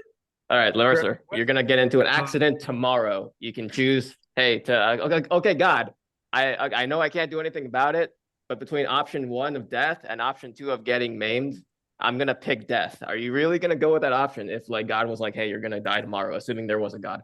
If he said that, I'm gonna tell him this. Let me get my will in order. Things have been nice. I've had a great life. I'm gonna go knock up some random girl tonight, and I'm out of here. You mean I'm gonna knock up some random girl tonight, and I'm out of here, cashing out. All right. I can't. All right. There's no point in me being here. Okay. You understand? Like if I can't be me, I don't want to be here. So you can't be you if you were maimed, like I don't know, your arm were removed or something. Or I can't be. Mario, do you feel the same way? Do the other NTJs feel the same way? Malcolm, how are you feeling about that? Malcolm or me? You, anybody? How do you feel? I had this conversation with my sister like 15 years ago, and I said like if I did lose my legs, I will beat up the pull-up record. Like I will do 100 pull-ups if I lose my legs and be the world record holder. So opposite of Mercer. Yeah, I will always find. He still wants to be here. Fuck that! I'm out of here, man. I'm checking out. Me, I would say for me, it will depend on my future. If the future is good, yeah, I'm still alive. But if it is bad, I choose the death, man. I'm with you, Kevin, on that. What about you, yeah, Dom? if I'm paralyzed like from my eyes down, God, I would rather be dead. But if it's like just the legs or the arms, if my brain is working, it's okay. You're gonna be in prison. You were paralyzed from the eyes down, like your mind. You literally go insane. You couldn't interact with it at all. Yeah, for real. Like, I mean, I remember I stopped working out and I fell into a depression, and I had to start physically exercising to get out of it. Being paralyzed from the eyes down, where you can't even move. Oh no, just Put a fucking bullet in shooting my right head. now. Just kill me. Yeah. Yeah, ain't no fucking way. Like that's you become a burden to society. And then you got somebody else like babying you the whole time. And it's just like I just couldn't live with myself. It would just destroy me over time. I need to Dominic, I what need to about set you? some kind of will. Be like, hey, kill me if I'm completely paralyzed. I definitely need to put No, that. assisted suicide is murder, and you going to prison forever. Oh shit! What? You Oh, said you mean like assisted suicide is murder. wait, you mean like if I would put in my will that like if I'm It doesn't matter paralyzed. what you put in your will. The person who executes you is going to prison. Your No. will This is like doesn't this is supersede like the if you're law. in a vegetative state, pull the plug. That's been done before. That is People haven't. different. That pulling the plug in a person that cannot be resuscitated, or they're completely brain dead. The family can make a choice with the hospital to do that. If you are conscious and talking, and then they help you out that way, that's murder. You're going to prison. Yeah, for sure. Hey, Dominic, what about you, man? Well, I'm very big on capacity, so I understand. Like I'm very big on like function. That's something I had to reconcile with myself when I when I got my psychosis. I lost a lot of mental capacity and all these different things, and partially lost my ability to control my body the way I want to. So I'm still sick, but I've learned to live through it, you know, and you get around it. But the whole being paralyzed up to your eyes thing, that's crazy. Like that's some Milton Erickson shit. He was like a psychologist who, when he was paralyzed, he came to appreciate life more by observing it in closer detail and like from with his eyes and hearing and stuff. Like whenever his sisters were around, he noticed all the different ways they'd say no, all the different their subtle body language. Like things became more interesting to them. He was able to slow down. So there's still some sort of quality you can get out of life, even if you're paralyzed, as long as like you're somewhat functional. So that's my sense of it. That's where I am right now. What about you, Malcolm? Man, that'll depend on like my functionality because I'm super active. I need my body to work for me to do what I do professionally. And in my spare time, I'm always somewhere. If I can't get where I got to go to have a good time, what am I supposed to do? Spin in circles and just hover around? I'm going to be nuts. Boy, I'm going to be throwing shit at the neighbors. They're going to hate me. I'm going to be a menace to society. You don't want me to not be able to walk around because I'm going to sit in one place and drive everybody crazy. Whole block got to get this work. Yeah, I need to be able to get around. I don't know if I could do it. It would really depend on my quality of life. Could I maintain my businesses? Could I continue to grow as a person? Can I get around well enough to still enjoy the stuff that I love? Because if all that got taken away, that's the essence of me. So you'd be like taking me out of me, and I'm just a shell. I couldn't live like that. Yeah. What about you, Tommy? No. No, what do you mean though? I don't know. I mean, if I have more problems than I have with my body today, not worth it. Yeah, hey, whatever, bro. Hey, that's it. I don't know, Ali, man. Yeah, hey. I feel like no matter how bad things get, for the most part, people still want to stay alive, even if they're at the point where they're trying to commit suicide. And this is really dark, but like people who've jumped from the Golden State Bridge, is that what it's called? A Golden Gate Bridge, whatever. Huh? The people who did survive, they went ahead and said that like as soon as their foot left the platform, they instantly regretted their decision to jump. And everyone who like falls into the water and doesn't die immediately, do they wait to drown? No, they're fighting the waves to swim. Like they're not trying to kill themselves, they're trying to kill something inside themselves. Everyone wants to live very, very desperately inside. We just really repress that fear of death, I think. Well, that was a very well said. Yeah. Very well said. Thanks. I didn't even know that, but yeah, I did see like some guy who shot himself with a shotgun and didn't kill himself, and now he goes speaking or something like that. But he's fucked himself up. That's why my brain is always thinking about like the bad things that could happen, and I don't want any bad things to happen to me. So I'm always like, you know what? I'm not gonna do this. Like I'll just take away choices from myself so I don't do those things. Like just naturally. Yeah, I'm never going skydiving, that's for sure. I'm like I already did it. You did it? Yeah, I jumped right out the plane. Yeah. How was it? It was great because your body moves here's what people, you know that sinking feeling you have when you go over train tracks or you fall over a certain distance, your intestines feel like they go up in your chest. That's because you're going from 0 miles an hour to an elevated state, or 0 miles an hour to like 160. We jump out of a plane, you don't jump out going 0 miles an hour. You jump out going the velocity of the plane. So when you jump out of the plane, you actually feel like you're floating. You never get that sinking feeling at all. And the only tension you feel is when you pull the parachute cord, you get jerked up in the sky at a sudden stop, and then you float the rest of the way down. It's actually super relaxing. You see people screaming and passing out and stuff, like you never even get the feeling of falling because you're not dead weight. You're moving the speed that you were when the plane got up to 15,000 feet. You know, if it's guaranteed that there's not going to be any, like you had a circumstance where, you know, everything went correctly. There's like complications such as parachutes not fully opening up the canvas. Yeah. There's complications where like the wires get tangled. Yeah, there's no guarantee. Recently, There's no like guarantee. one of my coworkers was like, "Yeah, my wife went skydiving and she broke her fucking leg." It was like, But she landed bad. Yeah, I mean, the whole point I'm making is that, you know, there's a risk versus reward. You're describing the reward aspect of it, and that's great. You know, I think more along the risk, and I'm like, is the reward worth it for me? I'm like, personally, no. And for some people, the answer is yes. Yeah, I think the same way. My brain just instantly starts doing those calculations, and it's like, that's why Christian will say, bro, I got a lot of fear or something. He'll say, bro, you fear a lot of shit. It's like, yeah, my brain just does the calculation, and it's like, not gonna do that. Yeah, I'm the same way. Because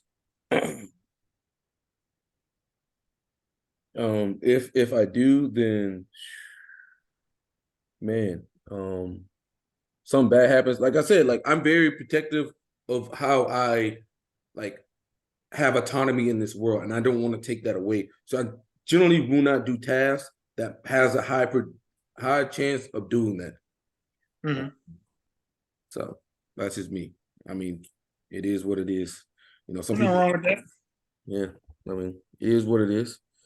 You know, be smart about your decisions, man. Like I had a buddy of mine, he got a motorcycle. I'm like, bro, motorcycles like the dumbest thing you could ever fucking get. Because hey, watch your mouth. You got a motorcycle, motherfucker? I got 2 of them. I had 3. I sold one. You need to sell all 3 of them. You need to sell. No, bro. For real. Here, you give me $10,000, I'll sell them. Well, you need to sell them for your safety, man. Because, like I said, that's the only way it's gonna work. Malcolm, how old are you? I'm just curious. Who?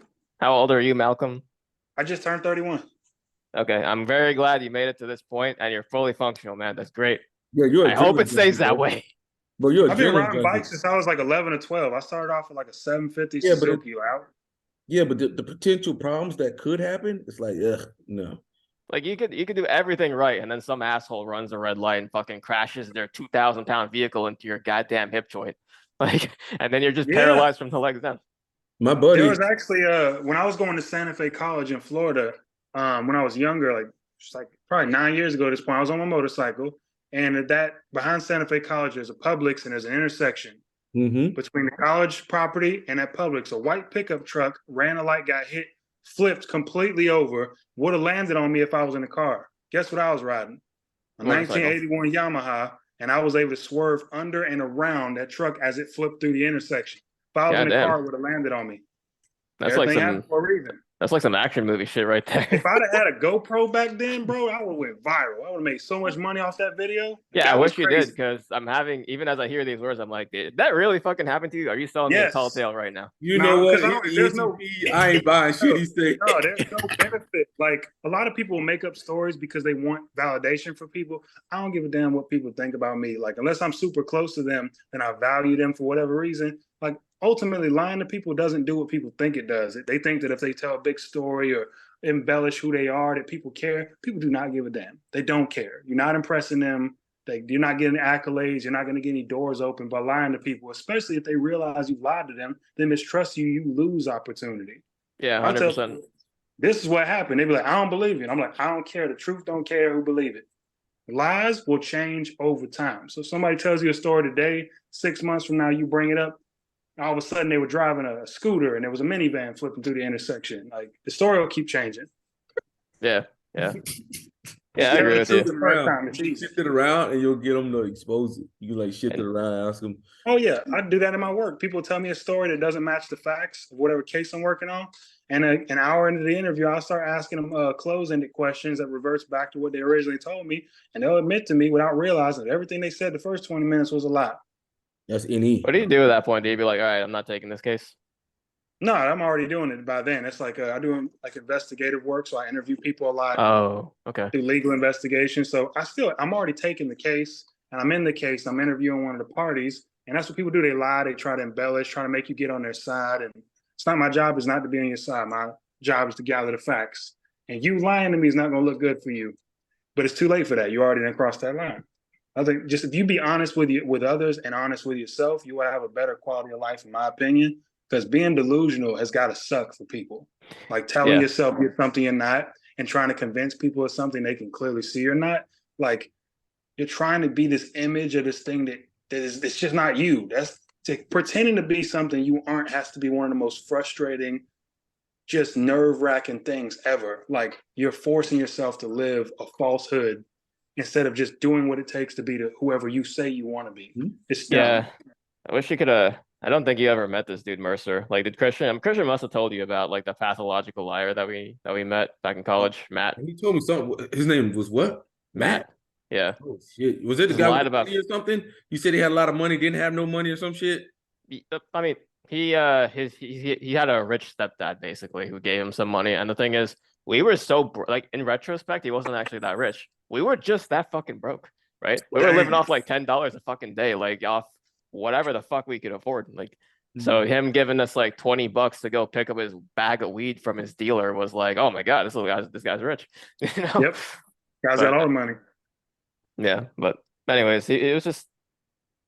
I wonder what it's like to be him, because like looking back at it, he must have been fucking miserable, just lying about everything. Yep. Like, yeah. And trying to keep up with all the lies too, and who you lied to, and which version of this story they got. It's Like too that much. sounds It's too much. awful. Say again. It's too much. It's too much to remember. As I inferior, you wouldn't like it, so no, I don't even try. Yes, it's tough. Let's see, Dominic, man. You got anything you want to tell us? Goals? I mean, right now I'm in school trying to get my degree in management information systems so I can get a better job and get out of the job I'm currently in. Aside from that, just moving through, just making my way day by day. Day by day, man. Okay. We got Ali, did you go already? Anything new? Oh yeah, it's been a few months since I came on here. I guess the one thing that's new is that I picked up on you know who Peter Attia is? He's this like longevity doctor, whatever. No. Okay, well, basically, like I started I'm like 31 years old. I'm like, I'm aging. I need to try to do something about this. NAD. So I was like, NAD. I'm not doing that. I'm doing exercise. So like, Well, Peter exercise is a Attia. given. You got to do exercise. I mean, that's a given. Well, specifically zone 2 cardio. Okay, so Peter Attia is this guy who's all about like trying to tell people how to improve their longevity. Resistance training is I know what you focus on a lot, and I know you do. I'm guessing you do some cardio too. But like Peter Attia's whole thing is that most people are in sort of like this what he calls garbage zone of cardio, where like he's saying that people should be doing a lot of zone 2 cardio training. So that's cardio where you're able to maintain a conversation with someone, but you're not going to be able to hide the fact that you're like doing some type of exercise if you were to have a phone call with them. So like you're like still able to talk, but you're gonna have to get some breath every now and then. And it's actually really simple. I actually have a treadmill behind me that I sometimes just pull out, and I'm just like either reading something or watching something for like an hour, and then during that whole hour, I'm like trying to maintain only like a 4 mile per hour pace at a slight incline, and that's enough for me to get in the zone 2. Eventually, I'm gonna have to wear a weighted vest, and it's extremely fucking boring. It's incredibly fucking boring doing this. But if you do this, you get like cardiovascular. It restores mitochondrial function over time, and it's the one type of cardio that does that. And then, anyways, I guess I'm rambling. But if you're more interested in this, you can look up Peter Attia and the stuff that he talks about. And I'm basically just focusing more on trying to improve my longevity. Basically, that's what I've been looking at lately. It's a good goal. Oh, nice! You got an exercise bike, and you're doing that. Cool.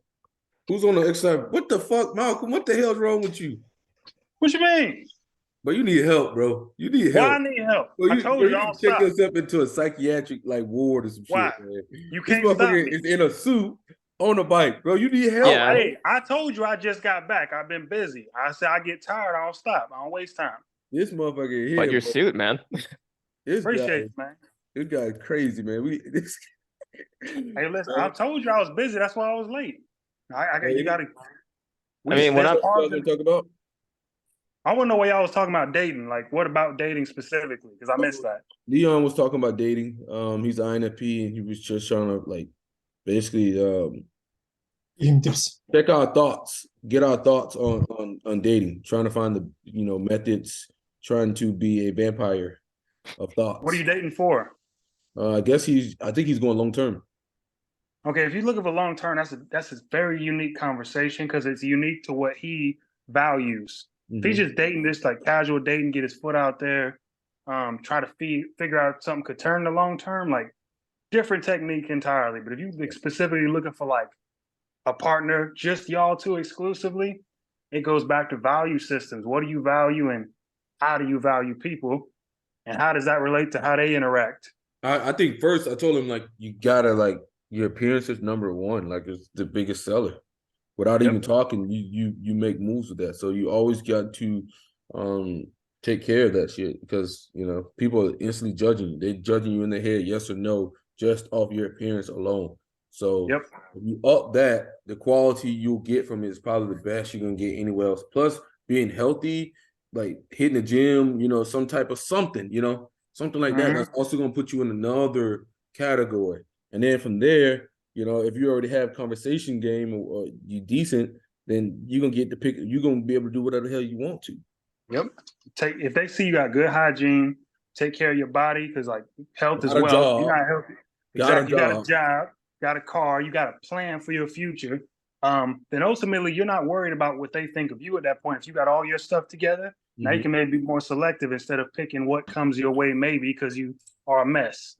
Get yourself in order before you go looking for somebody else, because that whole "you complete me" thing is nonsense. Don't be looking for somebody else to fix you. Get yourself together. That way the quality of people you can go after is much higher. Set your standards and keep them. I mean, I was telling them that I think ENTPs are probably the best at like talking and picking up women. I think they're by far the best. I've noticed it from my brother. I noticed it from Kyle. I got no comment. I've noticed all that. Like these motherfuckers just, he uses this method. What he uses, like I said, he lets people talk and he finds something to connect with. And from there, he moves in. Yep. Listen, I'm married now, so I ain't got no comment on that. But you probably do the same thing, don't you, bitch? Savage. Well, it works, man. It works. And he always tells me that. And I'm like, bro, I'm not an NE user. So I don't just like broadcast like, like I don't find things until I find something. It's kind of like, boom, one thing, boom. Yep. If it don't interest me, then I'm moving on, Yeah, but you like linebackers. Who do you like linebackers? What? Bro, you need help, boy. You need help. That's Jerry. Jerry likes linebackers. If you got a linebacker in the club, I love Jerry around. I love him because every girl's got a friend. Where Jerry at right now? I don't know what his lazy ass is doing. He probably sitting with the O-line right now. See, I told you he need to get in here to defend himself. Hey, I'm telling you right now, I love when we go out with Jerry. He'll tell you he likes big girls. And ain't nothing wrong with that. I know. Hey, can't nobody say nothing to you if you own it. I tell people all the time, if you own it, can't nobody say nothing to you. But if you be pretending, we gonna roast. Hey, when Jerry's around, it's wonderful because if there's a big girl and a small girl, hey Jerry, get your big girl. Hey, I see a Jerry special. Like I hit him with I see a Jerry special. Jerry special is sick.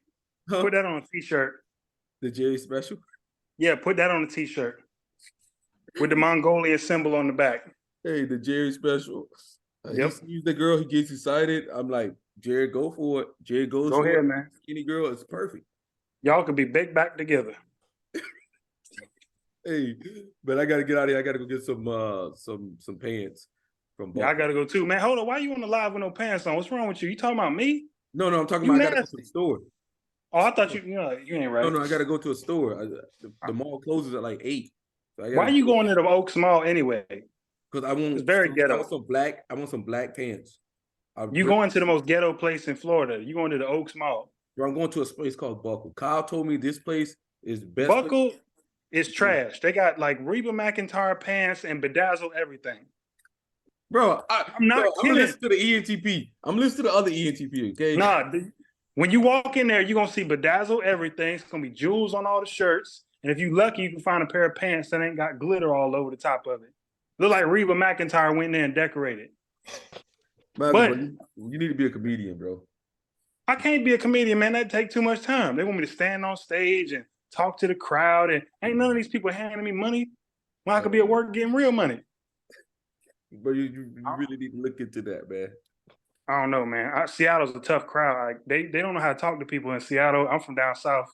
It's only so much nasty stuff you're gonna say to me, and something just gonna have to happen. I don't know what to tell you. Oh, shit. They ain't paying me extra for that. Well, shit. All right, my boys, man. I gotta get out of here. Damn, the stream ended. Fuck. Damn. Well, I'm glad. Why you ending the stream early, man? No, I'm talking about something happened and it fucking crashed or something. I don't know. Oh, damn. So this is like not recorded at all then? No, I recorded this on Zoom, so it's fine.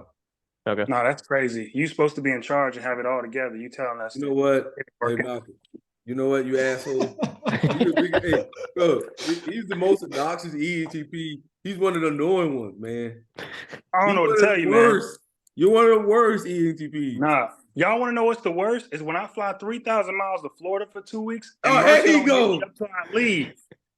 He be like, yo, bro, we going out tonight? I was like, I left out of Tampa International 2 days ago. Where have you been? Where's your phone? He'll wait till I leave to the other side of the country, talk about going somewhere. Malcolm, I got you this time. We're getting bottle service. We're getting bottle service. Right. I'll be out there next year. I don't want to hear no excuses. Hey, you're getting wasted. Hey, I'm gonna. My goal is to make you throw up. It's not gonna happen. We're gonna act the whole fool. It's not gonna happen. Yeah, we is. We're gonna act the whole fool. You're gonna be on the floor crying somewhere with your headband over your eyes and throw up on your shirt. Talking about, so how am I gonna do all that stuff? Nah. You gonna be fucked up. Cause hey, I already know what it is. I already know how. You don't know. I know how to pay. You don't know. You and Jerry gonna be stuck in VIP with some big backs, drinking daiquiris. Nah, you're gonna be right there with us. No, you're gonna be right there with us. Man, y'all tripping. Jerry's on the planet. We'll see about it. But yeah, I gotta go for now, man. I gotta get back to it. Got some more calls to make. Take it easy, man. It's a pleasure. See ya. See you guys next month. Hey Malcolm, are you gonna change into like a cotton shirt or something instead of ruining your suit while you're doing that cardio? Well, I only did it for like 3 minutes. I got up. I was like, yeah, I'm in the suit. This is not gonna work. But I gotta go. You're right. You 100% right. I gotta actually go run, do some other stuff now. So all right. I guess it worked out. You tell this guy all over the place. It's all over the fucking place, man. I ain't got time for your nonsense, man. I'm getting off this call. All right, brother. Y'all have take it easy, man. Bye, guys.